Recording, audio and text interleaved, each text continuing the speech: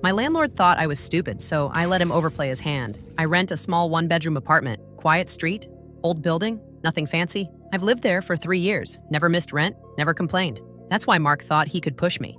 The first email came on a Monday night. Rent is increasing, effective immediately.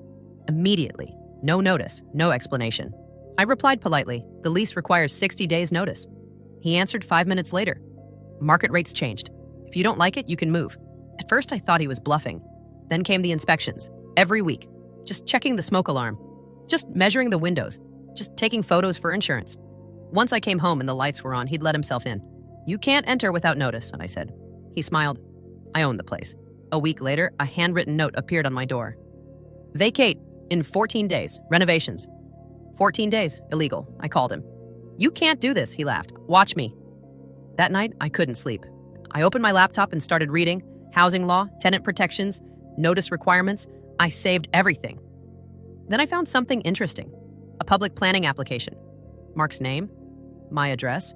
He'd applied to convert the building into short-term rentals, tourist units. No permit approved, no inspections passed.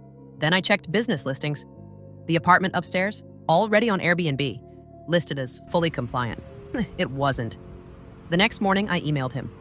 Happy to discuss the rent increase after proper notice. He replied instantly, move out or I'll make it uncomfortable. So I stopped replying. Instead, I filed 3 reports. 1 to the city, 1 to housing enforcement, 1 to the tax authority. Then I waited.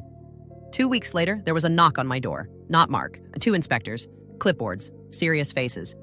They went upstairs first, then the basement, then his storage unit. I could hear raised voices, doors opening, phones ringing. That evening, Mark called me. 27 missed calls, I finally answered. What did you do? He hissed.